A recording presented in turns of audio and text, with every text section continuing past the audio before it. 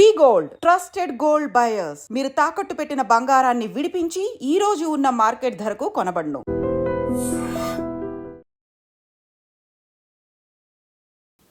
ఢిల్లీ ఎన్నికల ఫలితాలు ఎలా ఉండబోతున్నాయి? దేశవ్యాప్తంగా అందరూ చర్చించుకుంటున్న టైంలో ఇప్పుడు ఢిల్లీ ఫలితాలు ఆల్రెడీ వచ్చేసాయి కాబట్టి ఆల్మోస్ట్ రిజల్ట్ వన్ సైడెడ్ గా మనకు కనిపిస్తోంది. బీజేపీ ఆల్రెడీ 45 సీట్లో లీడ్ లో ఉంది అండ్ ఆప్ సర్కార్ 25 +2 or 3 కావచ్చు. But magic figure is 36. ఇప్పుడు ఆల్మోస్ట్ మ్యాజిక్ ఫిగర్ క్రాస్ అయిపోయింది. బీజేపీ 45.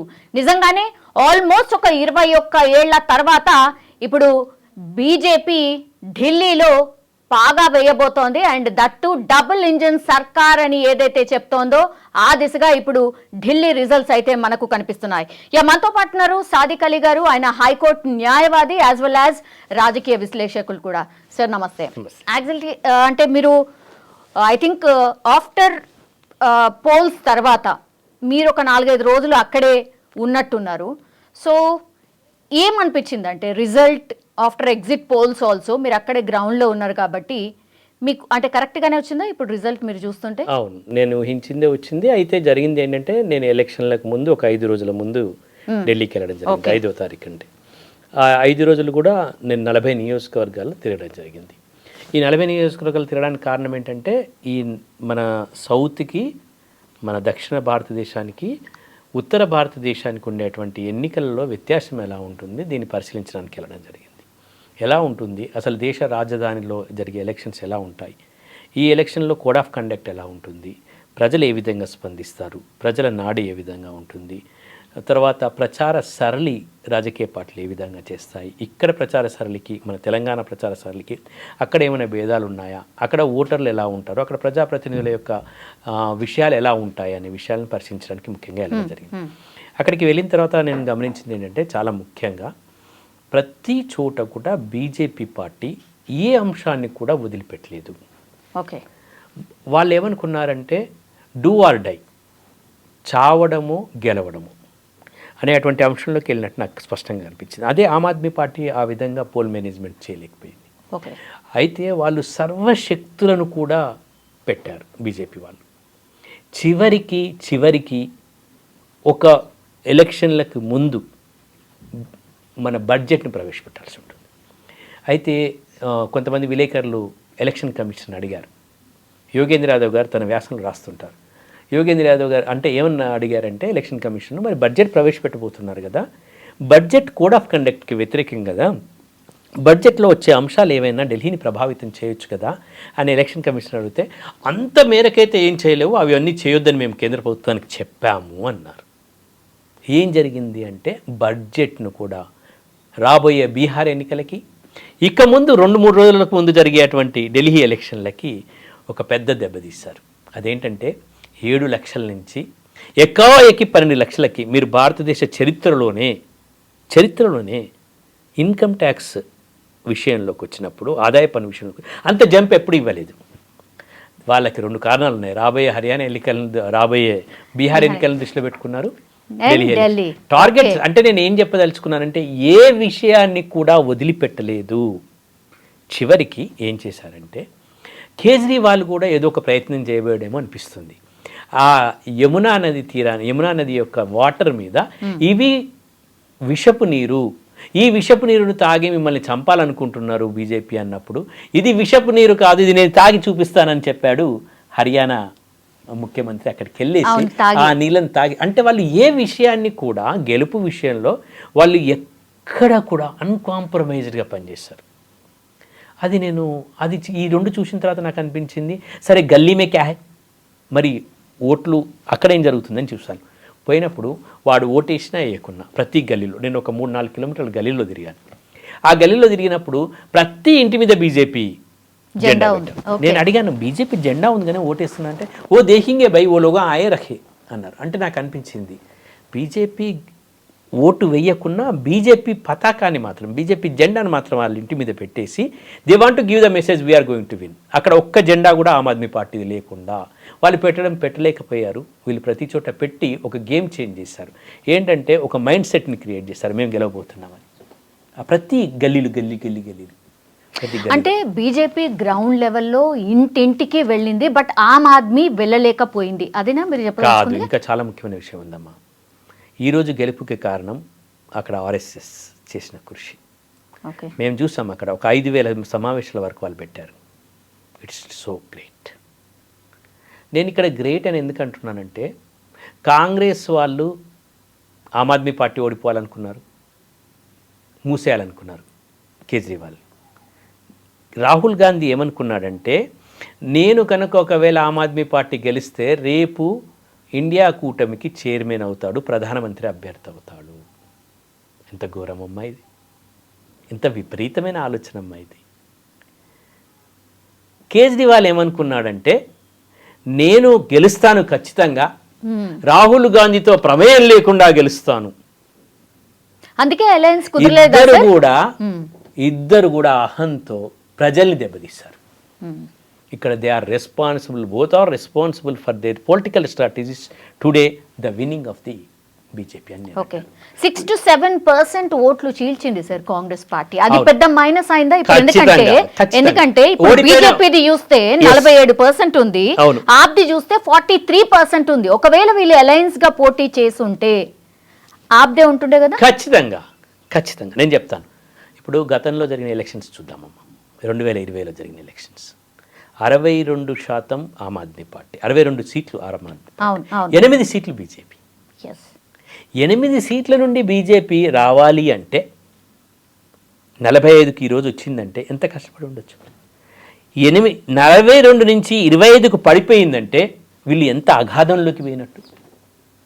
ఈ రెండింటి విషయంలో అగాధంలోకి వెళ్ళినప్పుడు నేను కొంతమంది ప్రజల్ని కలిసి అడిగాను, మామూలు ఓటర్స్ని. ఏంటండి మీకు ఎట్లా ఉంది ఆమ్ ఆద్మీ పార్టీ, ఎట్లా? చాలా ఎక్సలెంట్గా ఉందని చెప్పారు, చాలా బాగా చేసిందని చెప్పారు. అరే నేను అన్నాను, మరి బాగా చేసినప్పుడు ఈసారి ఓటు ఇవ్వచ్చు కదా, మీరు ఇస్తున్నారంటే లేదు ఇవ్వట్లేదని చెప్పారు.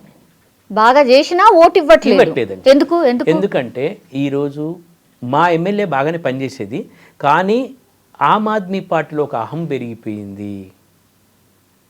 వాళ్ళ లోపల ఓ జైలు గయానా,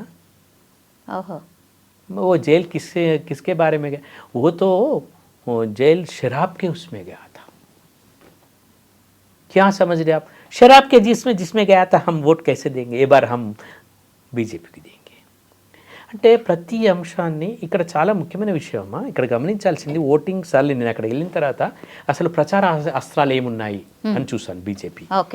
చూసినప్పుడు ఇవన్నీ ఏమో వెనక నుంచి చేసుకుంటూ వచ్చారు. బడ్జెట్ని, 8th పే కమిషన్ అమ్మా, అక్కడ ఉండేది మొత్తం అఫీషియల్స్. 8th పే కమిషన్ను వేశారు, క్యాబినెట్ అప్రూవల్ చేసింది. ఈ 2 స్ట్రాటజీస్ ఏమో ప్రభుత్వ పరంగా చేశారు. పార్టీ పరంగా చేసిన ఏంటో చూద్దాం మనం. పార్టీ పరంగా చేసిన ఏంటంటే, వాడి భవనం చూసారా, వాడి ఇల్లు చూసారా, శశి మహల్ అని చూసారా, డైనింగ్ టేబుల్ ఖరీదు చూసారా, ఆ బాత్రూమ్ చూసారా, ఆ ఇంటి పరిధి చూసారా, వాడేమి ఎప్పుడు ఎక్కడి వాడు, ఏం ఆమ్ ఆద్మీ పార్టీ ఎక్కడికి వెళ్ళాడు అని ఒక ప్రశ్నను ప్రజల మీదకి విసిరేశారు. గతంలో మెట్రోలో తిరిగిన ఆయన, సొంత కార్లో తిరిగిన ఆయన, ఇప్పుడు మేడలల్లో ఎట్లున్నాడు? అదే ఆ శశి మహల్ బద్దలు కొడదాం, ఆ శశి మహల్ను క్లోజ్ చేద్దాం, అవునా వస్తారా మీరంతా అంటే వస్తామన్నారు ప్రజలు. అంటే వాళ్ళ ప్రచార అవసరంలో ఇదొకటి నెంబర్ 1. నెంబర్ 2 ఏమన్నారు వాళ్ళు, చూసారా అవినీతికి వ్యతిరేకంగా వచ్చిన పార్టీ అవినీతే చేస్తుంది, చూసారా జైలుకి వెళ్ళాడు, చూసారా అవినీతికి వ్యతిరేక పార్టీ అవినీతికి చేస్తుంది అని చెప్పారు. 3వ అంశం ఏం చెప్పారు, వాళ్ళ పార్టీ ఎమ్మెల్యేలే వాళ్ళే బయటకు వస్తున్నారు, 9 మంది 11 మంది. మనం ఏం చెప్పాల్సి ఉంది, వాళ్ళ పార్టీలనే వాళ్ళే కొట్టుకుంటున్నారు, వాళ్ళు కొట్టుకునేటట్టు చేశారు. 3వ అంశం. 4వ అంశం ఏం చెప్పగలిగారు, हम कुछ भी क्लोज नहीं करेंगे, हम उससे ज़्यादा देंगे. ఆమ్ ఆద్మీ పార్టీ ఏం చేసింది, ప్రచార సరళిలో ఒక మామూలు ఉమెను కేజ్రీవాల్ ఒక బహిరంగ సభలో పిలిచి నీకెంత వస్తుంది 25,000 వస్తున్నాయి మొత్తం, నువ్వు కనుక మాకు ఓటేయకపోతే 25,000 నువ్వు కోల్పోతావని చెప్పాడు. ఇమీడియట్గా మోడీ ఏం చెప్పాడు, ఏది ఆపము, మేము కొనసాగిస్తామనే విషయాన్ని వాళ్ళు చెప్పగలిగారు బీజేపీ వాళ్ళు. कोई भी गवर्नमेंट हो दे देंगे हम क्यों ये करेंगे. ఐదో అంశం ఏం జరిగిందంటే ప్రచారాంశాల లోపల వాళ్ళు ఏం చెప్పగలిగారంటే డబుల్ ఇంజన్ చెప్పగలిగారు. మేము కేంద్ర ప్రభుత్వంలో ఉన్నాం, వాళ్ళతో ఏం కాదు, వాళ్ళు ఆల్రెడీ మునిగిపోయారు, వాళ్ళకి ఫండ్స్ రాకపోతే ఏం కావు, అన్నీ మేమే చేస్తాం, అన్నీ మేమే చేయాలని చెప్పారు. ఏది గతంలో కదా కాంగ్రెస్ స్టేట్ లో ఇంకా బాగా చేసుకోగలుగుతాం. ఇంకో ఆరో అంశం ఇంకోటి చెప్పగలిగింది ఏంటంటే చాలా ముఖ్యమైన విషయం, మేము ఢిల్లీకి ఈసారి బడ్జెట్లో ఎంత ఇచ్చామో చూసుకోండి అని ముందు పెట్టారు. ఈ ఓన్లీ ఇన్కమ్ ట్యాక్స్ కాదు, ఇచ్చినటువంటి బడ్జెట్లో ఈసారి హర్యానాకి, ఈసారి బీహార్కి, ఢిల్లీకి పెద్దపీట వేశారు. ఢిల్లీకి పెద్దపీట వేశారు. ఆ ఢిల్లీకి కేటాయించినవన్నీ ముందు పెట్టగలిగారు. మా బడ్జెట్లో ఎంత ఉంది అని. ఎన్ని అంశాలమ్మా, ఒక్క అంశం కాదు. వీళ్ళు ఇండియా అంటున్నారు, వాళ్ళే కొట్లాడుకుంటున్నారు, పార్టీలో ఇది పెట్టారు చూడండి అని చూపించారు జనాలు. వాళ్ళు కొట్లాడుకుంటున్నారని చూపించారు. ఇంకేం చూపించగలిగారు?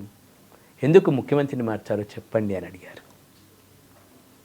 ఇలాంటి ప్రశ్నలన్నింటినీ బీజేపీ తలకెత్తుకొని ప్రజల్లోకి తీసుకెళ్ళగలిగింది. At the same time Aam Aadmi దాన్ని తిప్పికొట్టుకోలేకపోయింది. ఆమ్ ఆద్మీలో కూడా అహం పెరిగింది అనడానికి రెండు.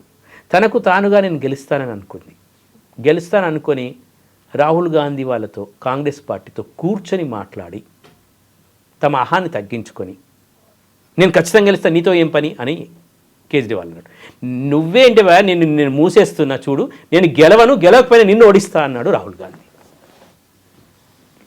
కానీ రెండు పార్టీలు మునిగిపోయినాయి కదా సార్. రెండు మునిగాయలు అనుకున్నారు ఇక్కడ, కానీ కేజ్రీవాల్ నేను మునుతా అనుకోలేదు. కానీ ఈ రోజు కనుక కేజ్రీవాల్ ఏమనుకున్నాడు, ఒకవేళ నేను గెలిస్తే ఈ దేశ ప్రధానమంత్రి అభ్యర్థుల్లో ఉంటాను, ఒకవేళ నేను ఓడిపోతే పంజాబ్కి వెళ్ళేసి చూసుకుంటాను.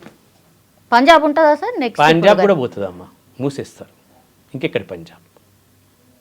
ఇంకొక ప్రచారాంశం బీజేపీలో మీకు తెలుసా? పంజాబ్ వాళ్ళు వచ్చి మనకు చెప్తారా ప్రచారం? మరి పంజాబ్ వాళ్ళు వచ్చి చెప్తే మేము వేయాలా ఆమ్ ఆద్మీ పార్టీ వాళ్ళకు? పంజాబ్ వాడు వచ్చి చెప్తే ఢిల్లీ వాడు ఓటేస్తాడా? వాడు వచ్చినోడు ఖాళిస్తాన్ మూమెంటోడు, ఖాళిస్తాన్ వేర్పాటు వాడు వచ్చి ఇక్కడ ప్రచారం చేస్తుండు. చూసిండ్రా ఎంత ఘోరం? ఆ పైసలు వాళ్ళు ఇచ్చేటి ఎక్కడికి తెలుసా? Khalistani funds, Aam Aadmi Khalistani funding. అది ప్రచారాంశం. దీన్ని తిప్పి కొట్టలేకపోయారు ఆమ్ ఆద్మీ పార్టీ. సార్ 13% ముస్లిం ఓటర్స్ ఉండే sir. Muslim voters 13% almost I think ఎప్పుడు ఆమ్ ఆద్మీ పార్టీతోనే ఉండేది. కాదమ్మా, ఆమ్ ఆద్మీ పార్టీ అంటే వాళ్ళు కాంగ్రెస్ ఓట్ బ్యాంక్స్ అవన్నీ కూడా. మీకు 13%లో నేను చెప్పాలనుకుంటే 10% vote bank is with Congress. సాంప్రదాయక ఓటు ఇప్పటికీ అంతే. ఇప్పుడు వచ్చిన ఓట్లన్నీ కూడా అవే. ఇప్పుడు కాంగ్రెస్కి వచ్చిన ఓట్లన్నీ కూడా మీ పర్సెంటేజ్ చూడండి, అవన్నీ కూడా ముస్లిం ఓట్లే. మిగతా వాళ్ళు ఎవరు వేయలేదు కాంగ్రెస్కు. కాంగ్రెస్ 0 అవుతుందని మేము అప్పుడే అనుకున్నాం. కాంగ్రెస్కు ఒక్క సీట్ చూడండి అమ్మా, రాహుల్ గాంధీ అక్కడ ప్రచారం చేశాడు, ప్రియాంక గాంధీ అక్కడ ప్రచారం చేసింది. ఏమనుకొని ప్రచారం చేశారు వీళ్ళు? ముస్లిం ఓట్లు మాకు వస్తాయి, ఆ ముస్లిం ఓట్లు ఇంత కలుపుకుంటే వాళ్ళు నిలబెట్టింది కూడా ముస్లిం చోట్ల అక్కడ ప్రచారానికి వెళ్ళారు. వర్కౌట్ కాలేదు. కాదమ్మా, ఎట్లా అవుతుంది నాకు అర్థం కాదు. వాళ్ళు ముస్లిం ఓట్స్ని కూడా ఈరోజు ముస్లిం ఆధిక్యత ఉన్న చోట కూడా బీజేపీ ఈరోజు ఎలా గెలవలేదో ఇప్పుడు కాంగ్రెస్ పార్టీ తర్వాత ఆమ్ ఆద్మీ పార్టీ వాళ్ళు చెప్పాలి ఈ విషయం. మనం ఏమైనా అనలైజ్ చేయగలుగుతాము ఏంటంటే వాళ్ళు ఓట్లు చీలిపోయాయి, వ్యతిరేక ఓట్లు. ఇన్కంబెన్సీ ఖచ్చితంగా ఉంటుంది కదా. అవును. ఏది 10 సంవత్సరాలు పరిపాలించిన తర్వాత ఆ ఇన్కంబెన్సీని దాటి రాలేకపోయాడు ఆమ్ ఆద్మీ పార్టీ. ఇన్కంబెన్సీ ఎలా వచ్చింది అంటే ఇన్కంబెన్సీ నిజంగా ఉందా అని మేము ఒక సర్వే చేసాం, నిజంగా కూడా. కానీ ఇన్కంబెన్సీ చాలా తక్కువ ఉంది. ప్రజలు నేను ఇంతకుముందు చెప్పాను కదా, మా ఎమ్మెల్యేలు మా గురించి మాట్లాడతారు అని చెప్తున్నారు, కానీ మేము ఓటేయం. ఎమ్మెల్యేలు కష్టపడ్డారు అక్కడ. ఆమ్ ఆద్మీ పార్టీ ఎమ్మెల్యేలు తిరిగారు, మనలాగా తెలంగాణలాగా వాళ్ళగా దూరంగా 20-30 మందిని వేసుకొని తిరిగేట వాళ్ళు కాదు. వాళ్ళు అక్కడికి తేడా ఉంది. నా పుస్తకంలో రేపు బుక్లెట్ వేస్తున్నాం మేము, వాట్ ఈస్ ద డిఫరెన్స్, ఆ డిఫరెన్సెస్ అని చెప్పాను కదా, ఈ డిఫరెన్స్ చూడడానికి వెళ్ళాను. ఆ డిఫరెన్స్లో ఏంటంటే అక్కడ ఎమ్మెల్యేలు ప్రజల దగ్గరికి వెళ్తారమ్మా, ఇక్కడ ప్రజలు ఎమ్మెల్యే దగ్గరికి వెళ్తారు. తెలంగాణలో దౌర్భాగ్యం. ఇక్కడ ప్రజలు నాకు ఏదైనా అవసరం ఉంటే నేను ఎమ్మెల్యే దగ్గరికి వెళ్తాను. వెళ్తే నాకు పొద్దున పోతే ఆయన మహానుభావుడు కిందికి దిగి వస్తే నేను కలవాలనుకుంటే ముందుగా ఆయన 20 మంది ముందుగా పార్టీ వాళ్ళతో కలిసినాక లాస్ట్కు బయటికి పోయేటప్పుడు నాకు కొద్దిగా 1 నిమిషం టైం దొరికితే అప్పుడు నేను ఇస్తే అది చూస్తాడో చూడడు. అప్పటికి నేను పోతానో పోనో, పోలీసు వాళ్ళు పోనిస్తారో పోనివ్వరు నా ఎమ్మెల్యే దగ్గర. But not in the north. The MLA will come to your home, come to your మహిళ, ఆ ప్లేస్కి వస్తారు. ఇప్పుడు లీడర్స్ మీద అంటే ఆమ్ ఆద్మీ పార్టీ వ్యవస్థాపకుడు కేజ్రీవాల్ మీద, ఆ తర్వాత ఇప్పుడు మొన్న సీఎంగా ఉన్నటువంటి తన మీద, ఆ తర్వాత సిసోడియా, వీళ్ళు ముగ్గురు కూడా ఆల్మోస్ట్ ఓడిపోయే అంచుల్లో ఉన్నారు. ఏం జరుగుతుందో నెక్స్ట్ మూమెంట్ తెలియదు, కానీ అందరు కూడా ఒక 500, 1000 ఓట్ల డిఫరెన్స్ తోనే ఓడినట్టే కదా. అవును. అంత దౌర్భాగ్యం ఎందుకు వచ్చింది కేజ్రీవాల్కి న్యూఢిల్లీలో? ఫస్ట్ కీర్తి ఆజాద్ గెలిచాడు అక్కడి నుంచి. కీర్తి ఆజాద్ గెలిచిన తర్వాత నెక్స్ట్, కీర్తి ఆజాద్ అంటే క్రికెటర్ ఉండేదమ్మా, కీర్తి ఆజాద్ గెలిచాడు. ఆ తర్వాత శీలా దీక్షిత్ గెలిచింది నెక్స్ట్ ఎలక్షన్. ఆ తర్వాత కంటిన్యూస్గా ఆమ్ ఆద్మీ పార్టీ వాళ్ళు గెలిచారు. మరి ఇప్పుడు ఏం జరిగింది? ఖచ్చితంగా అక్కడ వాళ్ళు ఓడగొట్టడానికి నాకు అందిన సందేశం ఏంటంటే, నేను ఢిల్లీలో తిరుగుతున్నప్పుడు ఆమ్ ఆద్మీ పార్టీ వాళ్ళకు ఓడిపోతున్నామని వాళ్ళు కూడా 500 పెంచారు ఆమ్ ఆద్మీ పార్టీ వాళ్ళు అక్కడ న్యూఢిల్లీలో. ఎక్కడ? స్లమ్ ఏరియాస్లో క్యాలెండర్లో పెట్టి పెంచారు. నేను అప్పుడు అనుకున్నాను, ఓహో వీళ్ళకి కూడా ఆ ధైర్యం వచ్చేసింది, అంటే వీళ్ళు పడిపోతున్నారు. ఒకసారి పడిపోతున్నాం అనే విషయం ఆ పార్టీలో పూర్తిగా వెళ్ళిపోయింది. మేము ఓడిపోతున్నామనే దశలోనే వీళ్ళు వచ్చేసారు. ఇంకొక చాలా ముఖ్యమైన విషయం అమ్మ, అక్కడ ఎలక్షన్ కమిషన్ పూర్తిగా వైఫల్యం చెందింది. చాలా ముఖ్యమైన విషయం. ఎలక్షన్ కమిషన్ని నోరు మూయించి అజమాయిషి చేయగలిగింది బీజేపీ పార్టీ.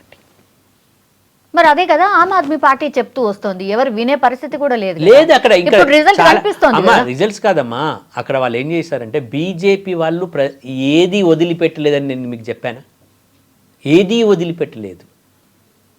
ప్రచారాంశాలు వదిలిపెట్టలేదు, ఎలక్షన్ కమిషన్ నిర్వీర్యం చేయడం వదిలిపెట్టలేదు, ఓటర్లను భ్రమ పెట్టడం తీసుకోవడము వదిలిపెట్టలేదు, వాళ్ళకి ఇవ్వాల్సిన తాయిలాలు కేంద్ర ప్రభుత్వం నుంచి ఏమి ఇవ్వాలో దాన్ని వదిలిపెట్టలేదు.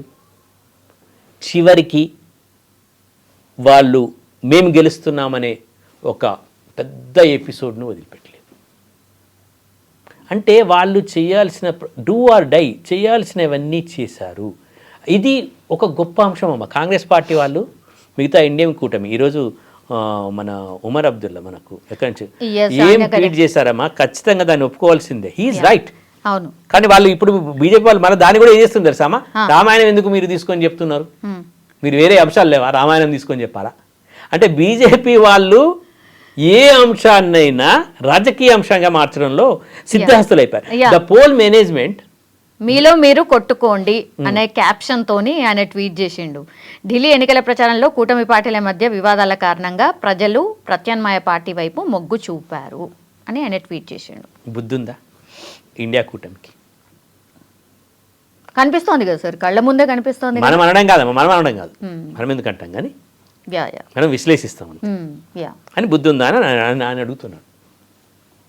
అంటే మీరు ఏమనుకున్నారు, కాంగ్రెస్ పార్టీ ఆమ్ ఆద్మీ పార్టీని ఓడించాలనుకుంది, కేజ్రీవాల్ని ఓడించాలనుకుంది స్పెషల్గా. అక్కడ ఎవరు నిలబెట్టారు కేజ్రీవాల్కి వ్యతిరేకంగా తెలుసా మీకు? కేజ్రీవాల్కి వ్యతిరేకంగా శీలా దీక్షిత్ కొడుకుని నిలబెట్టారు. కొన్ని ఓట్లనే వస్తాయి కదా అమ్మ మామూలుగా. అవును. ఆ ఓట్లతోనే ఓడిపోతాడేమో రేపు. కాంగ్రెస్కి వచ్చిన ఓట్లతోటే రేపు కేజ్రీవాల్ వెనుకబడిపోయి ఓడిపోతాడు. ఓడిపోతే అది అసలు గెలుపు కానే కాదమ్మా. గింత టఫా కేజ్రీవాల్కి? అంత టఫ్ ఒక ప్రధానమంత్రి క్యాండిడేట్ అని మనం అనుకునే దశలో గంత టఫ్ ఉంటుందా అమ్మ? అంటే ఇక్కడ చాలా ముఖ్యమైన విషయం అంటే ఆమ్ ఇంట్రోస్పెక్ట్ కావాలి. ఆమ్ తన 10 సంవత్సరాల చరిత్రలో నిజంగా కూడా ఒక చారిత్రక ఘట్టాన్ని మాత్రం ఆమ్ ఆద్మీ పార్టీ నిర్మించగలిగింది, కానీ నిలుపుకోలేకపోయింది. నిర్మించడం వేరు, నిలుపుకోవడం వేరు. ఆ నిర్మించిన ఘట్టంలో చారిత్రకంగా మిగిలిపోయారు, కానీ నిలుపుకోలేకపోయారు. నిలుపుకుంటే ఈరోజు ఆల్టర్నేటివ్ పొలిటిక్స్లో మనం అనుకునే ప్రత్యామ్నాయ రాజకీయాలకి ఈరోజు మనము సాక్ష్యంగా, ఈరోజు ఎగ్జాంపుల్గా మనం చెప్పుకునేవాళ్ళం. కానీ ఆ అంశాన్ని లేకుండా బీజేపీ తుడిచిపెట్టగలిగింది అది వాళ్ళకి ఆ క్రెడిట్ పోతుంది అనేది మాత్రం నిజం. బీజేపీకి థ్రెట్ నిజంగానే ఆమ్ ఆద్మీ పార్టీ అని ఆల్మోస్ట్ అంటే ఒక 2 years బ్యాక్ వరకు ఎప్పుడైతే ఈ లిక్కర్ స్కామ్ కేసు రాలేదో అప్పటి వరకు కూడా అట్లనే అనుకున్నారు నిజంగానే. కానీ ఒక్కసారి ఆ లిక్కర్ స్కామ్ తర్వాతనే ఇదంతా కూడా పొలిటికల్ టర్న్ తీసుకుంది అనుకోవచ్చా ఇదంతా చూస్తే? అవునమ్మా, మన తెలంగాణలో ముఖ్య పాత్రధారులు సూత్రధారులు. దాంట్లో ఆమ్ ఆద్మీ పార్టీ ఎందుకు ఓడిపోయిందని అంటే తెలంగాణ సీఎం కూతురి చాలా ప్రాబల్యం ఉంది. జనరల్లీ అంటే జైలుకి వెళ్ళొచ్చిన తర్వాత సానుభూతి ఉంటుంది, ఇట్లాంటిది ఉండదు. ఉంటుంది సానుభూతి. అని. ఇప్పుడు తెలంగాణ కాదమ్మా, అది తెలంగాణ కాదు, అది ఢిల్లీలో కాస్త చదువుకున్న వాళ్ళు కాస్త ఆలోచించే వాడు ఎందుకు వాళ్ళు ఆ ప్రశ్న అడుగుతలేరు. ఎందుకు జైలు పోయిండు అని చెప్పండి అని అడుగుతున్నారు. మంచోడే కదా, జైలుకి ఎందుకు పోయారో చెప్పండి అని అడుగుతున్నారు. కానీ నిరూపించలేకపోయినారు కదా. నిరూపించడం తర్వాత జైలుకు పోవడాన్నే వాళ్ళు అక్కడ శీల పరీక్షలో తప్పు అనుకున్నారు. దాన్ని బీజేపీ వాళ్ళు చెప్పగలిగారు. That is very important. జైలుకు ఒట్టికెళ్ళలేదు అమ్మా, 2000 పేజీలమ్మా. ఆ 2000 పేజీలు నేను చెప్పిండు వాళ్ళు. 1 పేజీ 2 పేజీలు కాదు, సూత్రధారి పాత్రధారి అయినటువంటి తెలంగాణ నుంచి మొదలుకొని అన్ని పేజీలను ప్రజల ముందు చెప్పగలిగిండ్రు వాళ్ళు. అంతేకాకుండా వాళ్ళ ఇంటి విషయాలు కూడా, అమిత్ షా ఇంటి విషయం చాలా బాగా చెప్పిండు. ఆయన ఇంటిని చాలా బాగా డిస్క్రైబ్ చేసి, కాబట్టి వాళ్ళు ప్రతి అంశాన్ని పెట్టుకున్నారు. వీళ్ళు ప్రతి అంశాన్ని సృజించలేకపోయారు. అంటే ఇక్కడ ఇండియా కూటమి మొత్తానికి మొత్తం ఇప్పుడు ఢిల్లీ ఓటమిని ఏదో చిన్న రాష్ట్రం అయిపోయింది 70 సీట్లతో అయిపోయింది అనే విషయంలో చూడవద్దు. BJP now it is coming to the south India. రేపు తెలంగాణలో తిష్ట వేసి బీజేపీ గెలవడానికి ఒక సంకేతంగా ఈరోజు ఢిల్లీ ఎలక్షన్స్ తీసుకోండి. ఎగ్జాక్ట్లీ సార్, చూడాలి. అండ్ ఇంకోటి ఏంటి sir, this is my last question sir. Actually ఇప్పుడు ఆల్మోస్ట్ ఇక బీజేపీ గెలిచిపోయింది కాబట్టి ఎవరు సీఎం క్యాండిడేట్ ఎవరు, ఒక 2-3 పేర్లు అయితే వినిపిస్తున్నాయి. కానీ బీజేపీ అధిష్టానం ఎవరైనా లేడీని సీఎంగా పెట్టాలి అనే ఒక ఆలోచన చేస్తున్నట్టుగా కూడా వార్తలు వస్తున్నాయి. ఎవరు ఉండొచ్చు? అమ్మ, ఇంతకుముందు కిరణ్ బేడీని వాళ్ళు ఎక్స్పోజ్ చేశారు లాస్ట్ ఎలక్షన్స్లో, అది ఫెయిల్ అయ్యారు. ఇప్పుడు బీజేపీలో చూసినట్లయితే వాళ్ళకు ఎప్పుడు కూడా ఈ ఎన్నికల్లో వాళ్ళు ఎక్కడ కూడా క్యాండిడేట్ని ఎక్స్పోజ్ చేయలేదమ్మా. లేడీ క్యాండిడేట్ అని లేదు, ఏమీ అనలేదు. హమారే విధాయక్ उनको चुनेंगे, విధాయక్ సభ होंगे, విధాయక్ हमको उनको चुनेंगे. దేర్ ఈజ్ నో స్కోప్ ఎటాలమ్మా ఇట్లా అని చెప్పడానికి వీల్లేదు. కాకపోతే ఒక ముఖ్యమైన విషయాన్ని మనం చూడొచ్చు. ఏంటంటే మనం ఇది కూడా చూడొచ్చు. ఏంటి, నేను అనుకుంటాను అవసరమైతే విధాయకులో కాకుండా ఇంకోటి చాలా ముఖ్యమైన విషయం ఏంటంటే విధాయక్ కాకుండా ఇంకెవరినన్నా ఇంపోర్ట్ చేస్తారా ఢిల్లీకి? ఇంపోర్ట్ అంటే ఈ 45 మందితో కాకుండా సమ్వన్ ఎల్స్ అంటే ఇప్పుడు మనకు సుష్మా స్వరాజ్ బిడ్డ కనిపిస్తుంది, అంటే ఆమె ఒక పార్లమెంట్లో దాంట్లో కనిపిస్తుంది. అంటే అట్లా ఏమైనా ఇంపోర్ట్ చేసే అవకాశం ఉందా?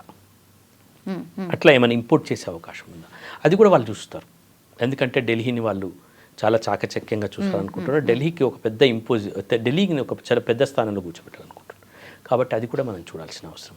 ఇంకోటి, వాళ్ళ స్ట్రాటజీస్ అన్నీ కూడా ఉన్నాయి కాబట్టి అవన్నీ కూడా ఒకటి మాత్రం చెప్పొచ్చమ్మా, పోల్ మేనేజ్మెంట్ ప్రజల నాడిని బీజేపీ దొరకబట్టిందా? అది నిజమే అనిపిస్తుంది. దొరకబడితే ప్రజలందరూ బీజేపీ పోల్ మేనేజ్మెంట్ వైపు వెళ్తున్నారా? అది నిజమే అనిపిస్తుంది. ఇంకొక మూడో విషయం, ఇండియా కూటమి పూర్తిగా విఫలమైందా? అది కూడా నిజమే అనిపిస్తుంది. ఇండియా కూటమిలోనే తమకు తాముగా ఆహాలు పెంచుకుంటున్నారా? అది నిజమే అనిపిస్తుంది. వీటన్నిటి బలహీనతలతో రేపు తిరుగులేని శక్తిగా బీజేపీ మారబోతుందా అంటే అది నిజమే అనిపిస్తుంది. ఈ నిజాలని అబద్ధం చేయడానికి, ఈ నిజాలని వీటి మీద వర్కౌట్ చేయడానికి ఇండియా కూటమి ఏం చేస్తుందో మనం వేచి చూడాలి. కానీ తలా పాపం తిలాపిడికడ అన్నట్టు కూటమి చేసిన విషపు, ముఖ్యంగా కాంగ్రెస్ పార్టీ చారిత్రక తప్పిదం. కాంగ్రెస్ పార్టీ ఈరోజు ఆయన చెప్పాడు కేజ్రీవాల్, నేను ఓడిపోతే కాంగ్రెస్ పార్టీయే కారణం అన్నాడు. నిజంగా కూడా ఈరోజు కాంగ్రెస్ పార్టీయే, ఈరోజు బీజేపీ ఓడించలేదమ్మా. ఈరోజు బీజేపీ కేజ్రీవాల్ని ఓడించలేదు. ఈరోజు ఓడించిందంటే కాంగ్రెస్ పార్టీ పార్టీని ఓడించింది. Yes sir, thank you sir, thank you so much. So చూద్దాం, అంటే ఢిల్లీ ఎలక్షన్స్ నిజంగానే మొత్తం అంత దేశవ్యాప్తంగా ఇంపాక్ట్ డెఫినెట్లీ చూపెట్టబోతోంది అని ఫస్ట్ నుంచి కూడా అనుకుంటున్నది. అండ్ నెక్స్ట్ స్టెప్ సౌతే ఉంటుంది అని అంటున్నారు, అండ్ దట్టు తెలంగాణనే ఉంటుంది అని అంటున్నారు. చూడాలి మరి, అట్లాంటి సంకేతాలు అయితే ఇంకా మొదలు కాలేదు, but definitely after this result start అయితే అయ్యే ఛాన్సెస్ ఎక్కువగా కనిపిస్తున్నాయి.